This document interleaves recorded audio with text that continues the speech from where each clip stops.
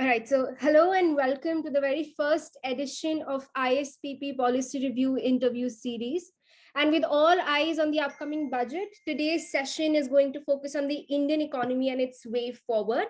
We are very fortunate and privileged to have amongst us today India's leading economist, country's former chief statistician and country director of International Growth Center, Professor Pronab Sen. Thank you, sir, for agreeing to do this with us. It's a pleasure, Suveera. I'm honored to have been asked to do the first show. Thank you, sir. So we'll dive right into the questions. So my first question to you is, how do you think the Indian economy is going to look like in 2022?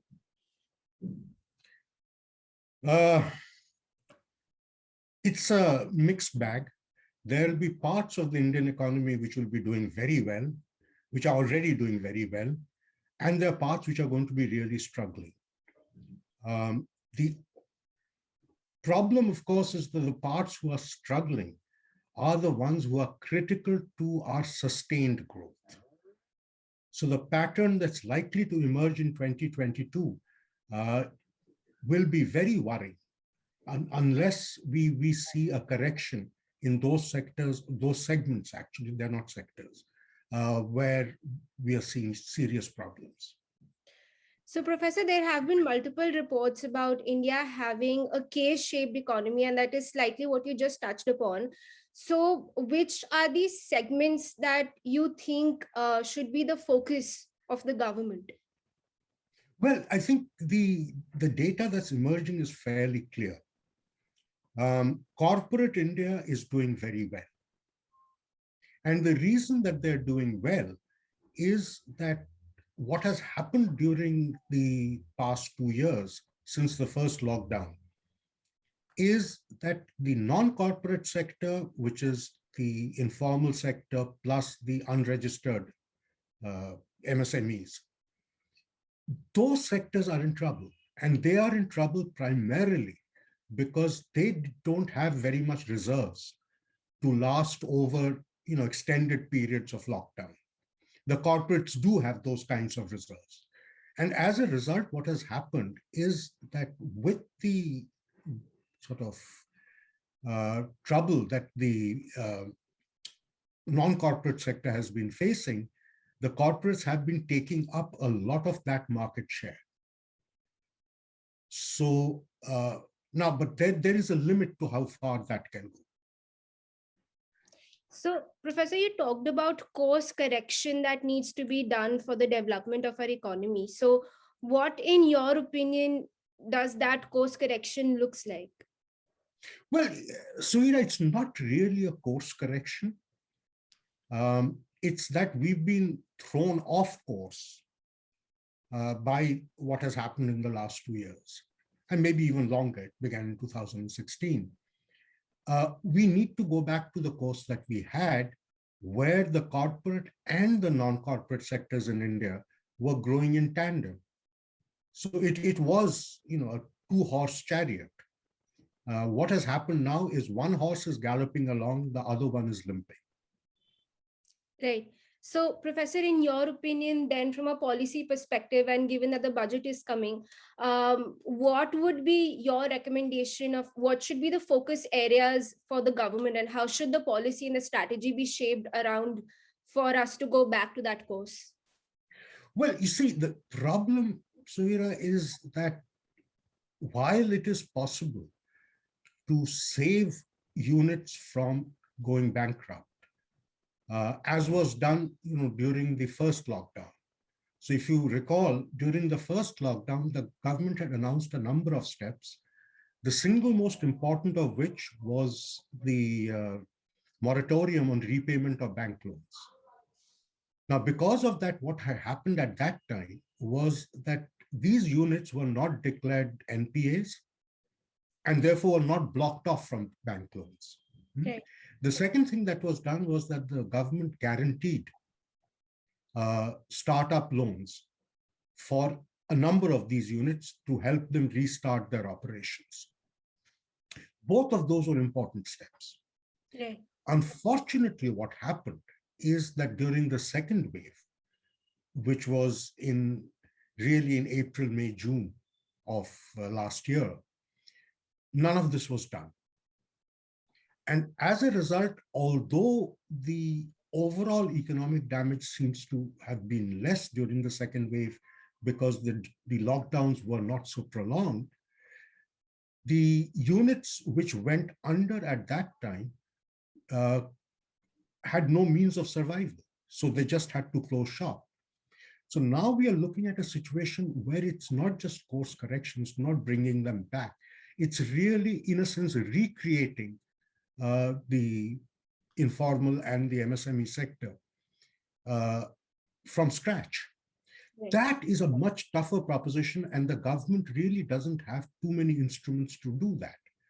The only instrument that may work now is for the government to actually guarantee bank loans to entrepreneurs and hope that a new generation of entrepreneurs step up to fill the breach that we are experiencing at the moment. Right. All right. So we're going to definitely look forward to what are the propositions in the budget regarding bank loans, and if the government has been able to absorb this insight into the budget. I will now move on to the next question, which essentially is about inflation. So we are seeing a price rise overall the world. So do you think that inflation is going to be an important problem for the Indian policymakers this year? Yeah, it is. I firmly think it is. And I think we are now at a stage where we should really give up the strategy that we had for the past 2 years, which is both the fiscal and monetary policy working in the same direction, which was towards expanding the economy. And I think we need to go back to the traditional division of labor, with the fiscal instruments being used for promoting growth and the monetary instruments being reserved for taking care of inflation. So a certain reversal of monetary policy, I think, is eminently desirable at this stage, but it should be accompanied by a fiscal expansion. So would you like to speak a little bit more about the monetary policies that you just mentioned should be revoked? Yes, you see, the Reserve Bank of India over the last 2 years has pumped in huge amounts of cash into the economy. The thing is that now, even after 2 years, we are in a situation where the excess cash in the economy is very high. It's about 12% of GDP, which is not a small amount. Now, this is something that will tend to stoke inflation simply because, if the MSMEs don't come back, you'd be looking at a very large amount of money chasing a relatively smaller amount of productive capacity. So a monetary rollback, I think, is desirable and is on the cards now. And the thing is, you also must realize, Suveera, that with the greater concentration that we are seeing in the economic power of large corporates, it enables them to actually pass on their cost increases. Typically, what happens is when you have an external shock, particularly of raw materials, some of that is actually absorbed by the local manufacturers or producers as a reduction in their margins. But given the increased concentration of economic power, the corporates are going to pass it on, and they already are passing it on. So you have a situation today where core inflation is actually higher than food inflation. And now food inflation has started to turn up. So I think the dangers of a broad-based inflation are much higher now, and RBI should get back to the business of controlling that. All right, sir. And in tandem with that, then what do you think are the right fiscal measures that you think that the government should be employing? Well, as I said, fiscal measures would be of two kinds. One is the recognition that there has been a lot of deaths Right. of production units.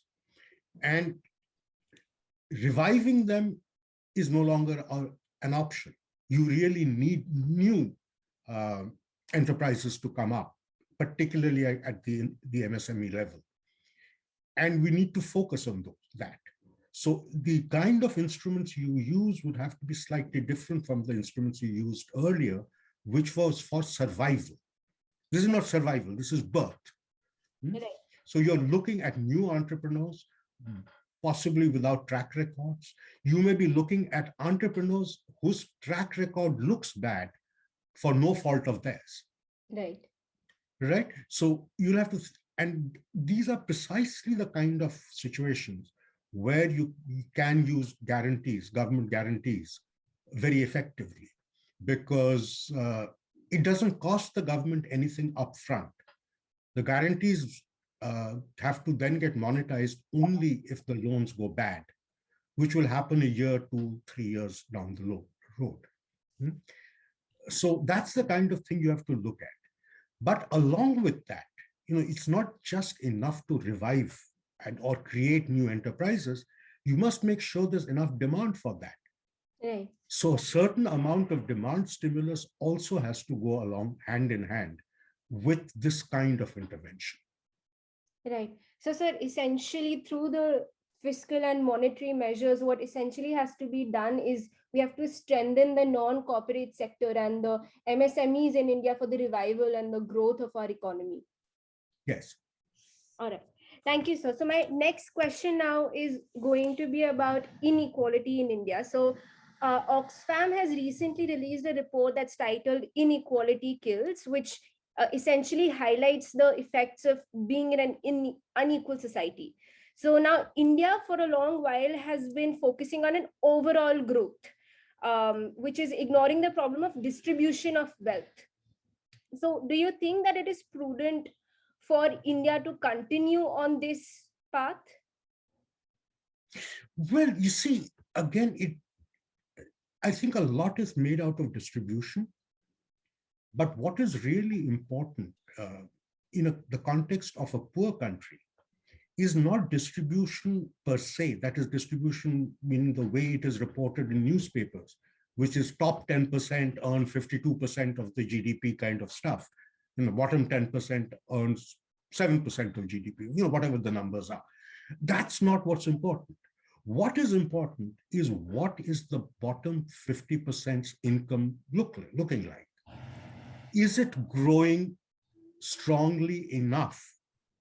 The top may be growing even faster, so the disparities may widen. Right. But so long as there is acceptable level of growth in the income of the poorer half of the population, we are all right. Right. So it is distributive, but it's distribution in a specific sense, in a growth sense, rather than a static income distribution sense, who's getting what percentage of GDP. Right. That's a great food for thought, sir. Thank you for sharing that. I think that is one aspect that we forget while looking at the headlines that you kind of mentioned. Now coming back to the budget, sir, I want to ask you a few last questions about what exactly is your expectation from the upcoming budget? Well, I don't know. Frankly, what I've been outlining is what I would like to see, right, which is very different from my expectations. But on expectations, I really can't say very much, because the budget really depends upon how the government is reading the economic scenario that prevails at the moment. And we have no idea, because the government hasn't articulated that. Right?